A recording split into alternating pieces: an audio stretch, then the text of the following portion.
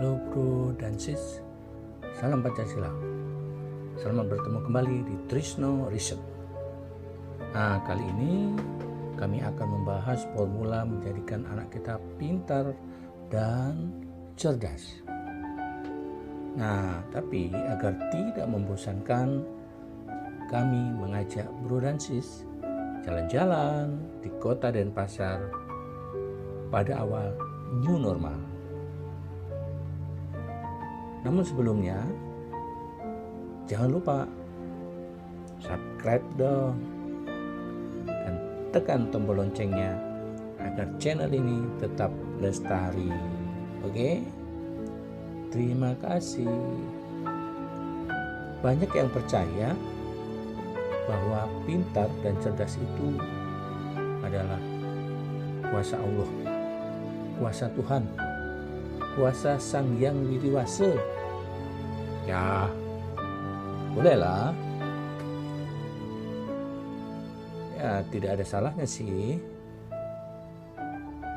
Namun, perlu kita renungkan lagi loh. Seandainya, ayo, Anda sendiri yang dilahirkan bodoh, debil, imbisil, idiot, kira-kira bagaimana? Mau tidak? Nah, itu dia. Suatu saat justru kita akan menghujat Sang Pencipta kalau pendapat kita demikian. Kenapa anak saya bodoh? Kenapa anak saya idiot? Kok anak orang lain enggak? Kenapa anak saya autis, berkebutuhan khusus, dan lain lagi, dan seterusnya. Nah, bro dan sis, Allah, Tuhan, Sang Hyang Widi Wasa, atau Allah Ta'ala, kata sebagian suku asli di Kalimantan, itu sangat adil, seadil-adilnya. Maka sebenarnya semua manusia yang diciptakannya sangatlah sempurna. Semua manusia diciptakan, dilahirkan dalam keadaan kosong, layaknya kertas putih. Seorang filsuf, John Locke, mengemukakan sedemikian. Ya, seperti komputer, kalau tidak kita install, tidak kita isi dengan berbagai aplikasi, ya kosong, komputernya nggak bisa diapa-apakan, tidak berguna, gitu. Nah, contoh lain, silahkan browsing di YouTube, ya. Nanti ada manusia seperti anjing tuh, itu karena masa kecilnya diasuh kawanan anjing. Itu di Rusia, itu bisa browsing kok. Nah, saya tunjukkan juga tuh alamatnya untuk browsing. Lihat di YouTube. Cantik, dia umurnya 19 tahun. Ya, seperti anjing persis, larinya luar biasa. Ya. Ada manusia seperti kera. Karena dari kecil hidup bersama kera, itu di India. Browsing. Nih, saya tunjukin juga alamatnya kalau nggak percaya. Jadi ya, siapa yang mengasuh anak, seperti itulah anaknya di kemudian hari. Nah, bro dan sis, kembali kepada masalah pintar dan cerdas. Dua kata ini tidak sama loh. Berbeda sekali deskripsi dan cara kerjanya di otak manusia. Pintar berkaitan dengan fungsi hipokampus di otak, lebih ke numerikal atau aritmetikal, ya, seperti itu. Nah, kecerdasan ini biasa disebut dengan intelligence quotient atau IQ. Salah satu alat tesnya yang menggunakan tes WISE karena ditemukan oleh Wechsler. Standarnya ada di video ini. Lain kali akan saya jabarkan lebih luas tentang IQ ini. Sedangkan cerdas beda nih Mas Bro dan Sis. Di samping hipokampus yang berfungsi juga ada fungsi korteks prefrontal dan amigdala dalam otak manusia yang berfungsi lebih efektif.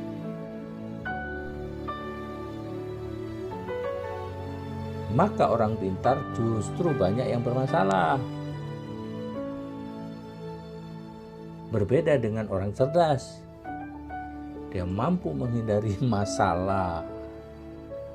Itu dia. Misalnya dah, koruptor, penjahat, rata-rata orang pintar, bahkan sekolahnya di luar negeri kan, tapi malah bikin masalah negara, ya kan? Namun orang cerdas di samping pintar mampu mengendalikan emosinya, mampu mengendalikan amigdalanya dengan baik. Nah, untuk pengendalian emosi atau karakter kita bahas di lain waktu ya.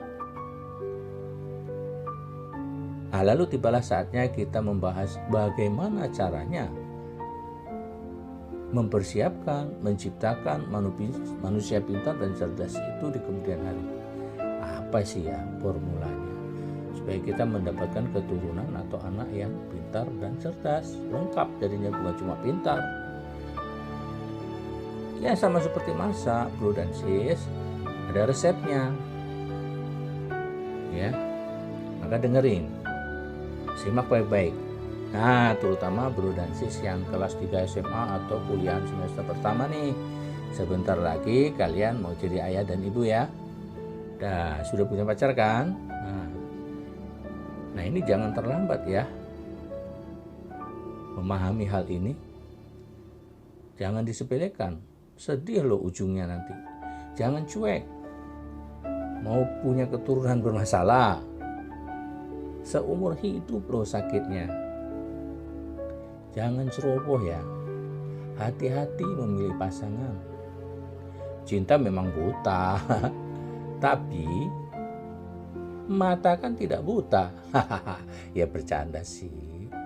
Jadi hati-hatilah memilih pasangan. Udah punya pacar kan?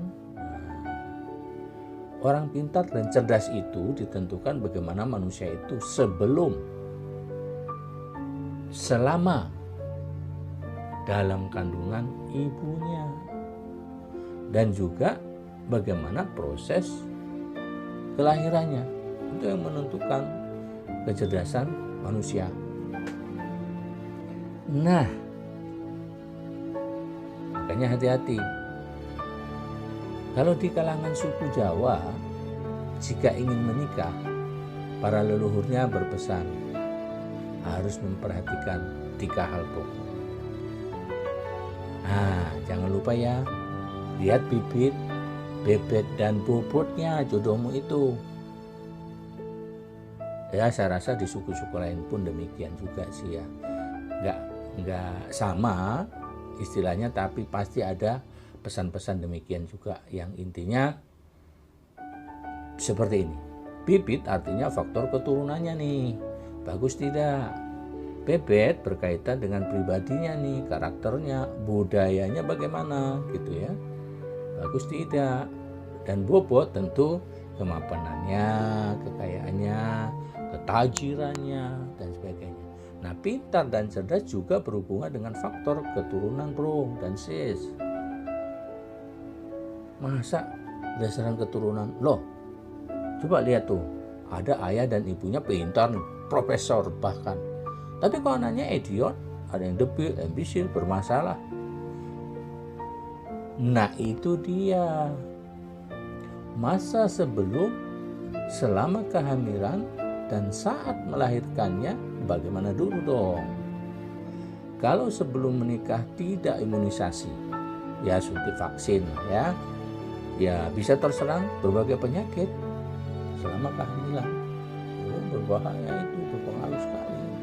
Saat hamil stres berat, bertengkar melulu, suami nggak pernah atau jarang di rumah, ya tentu berpengaruh nanti kepada oksigen yang mengalir ke janin. Kurangnya oksigen pada janin bisa berakibat fatal nih. Bagaimana fatalnya? Ya perkembangan pertumbuhan janin terhambat. Ya bisa idiot, debit, embisil, bahkan kematian janin bro dan sis. Nah, hati-hati itu, tiba-tiba kok janinnya diem saja. Kenapa ini? Oh, harus segera dioperasi itu. Ya kita aja kalau kekurangan oksigen ya berbahaya tuh.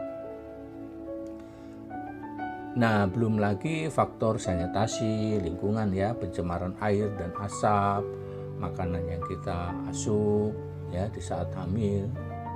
Maka jauhi asap, bro dan sis, kalau hamil itu. Karena asap sifatnya kan mengikat oksigen, mengandung karbon racun, janin bisa terganggu.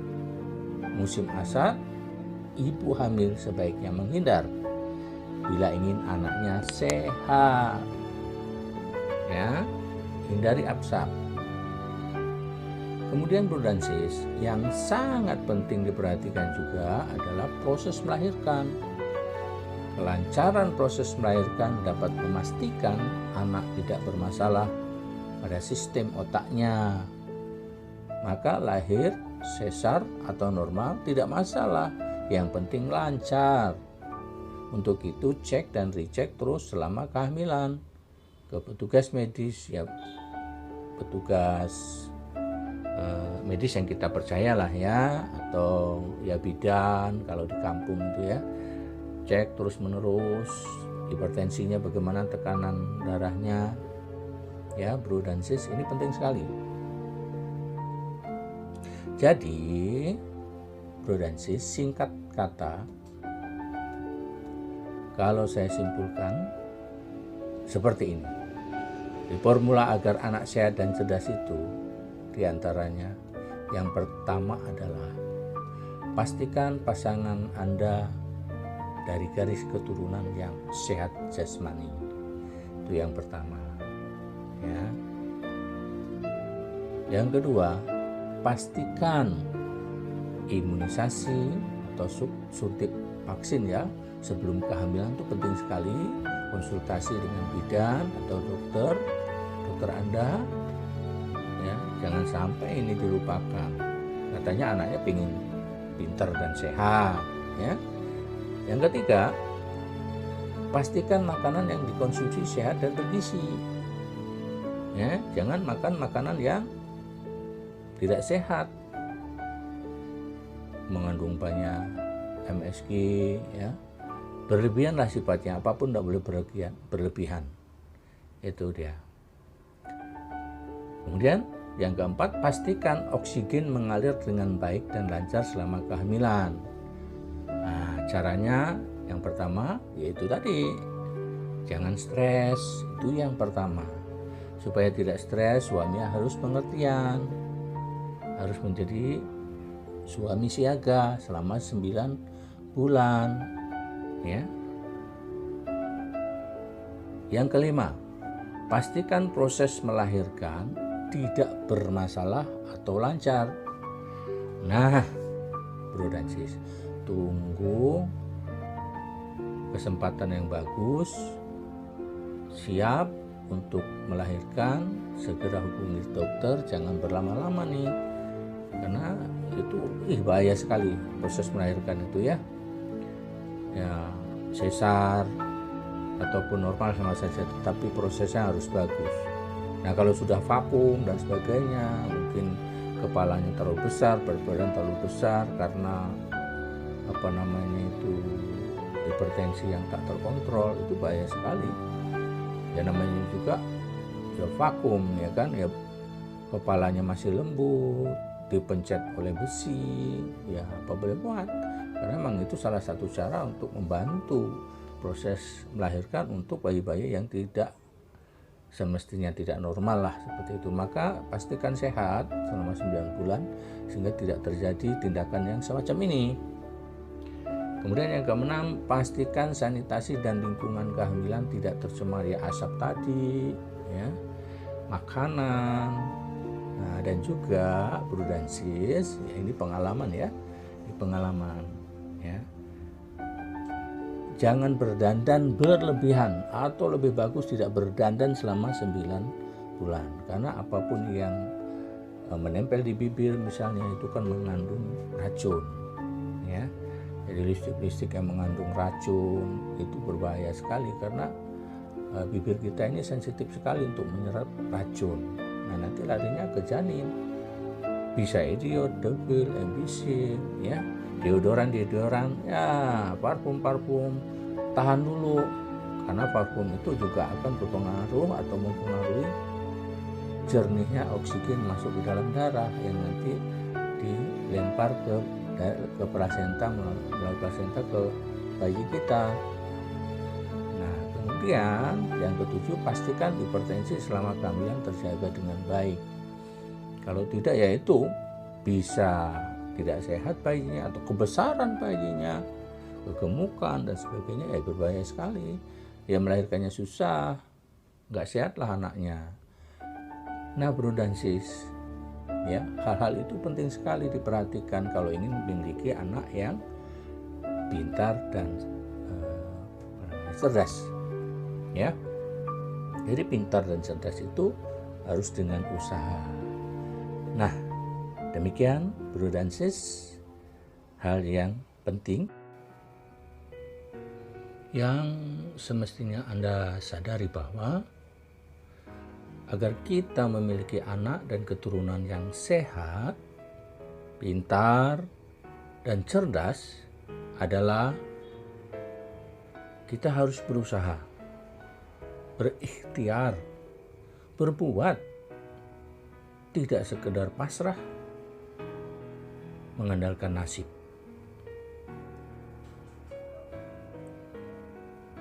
Kita telah dikaruniai kompetensi, kemampuan yang banyak dan luar biasa. Nah, marilah kita manfaatkan itu semaksimal mungkin terlebih dahulu sebelum kita berpasrah diri. Ya, bro dan sis. Nah, akhirnya sebagai insan yang tentunya Pancasilais, jangan lupa ya berdoa agar Allah, Tuhan, Sang Hyang Widiwasa, senantiasa melindungi dan memberikan yang terbaik, karena kita sudah mempersiapkan kelahiran keturunan kita dengan baik pula. Insya Allah astungkare. Ya, mudah-mudahan ya bro dan sis. Amin.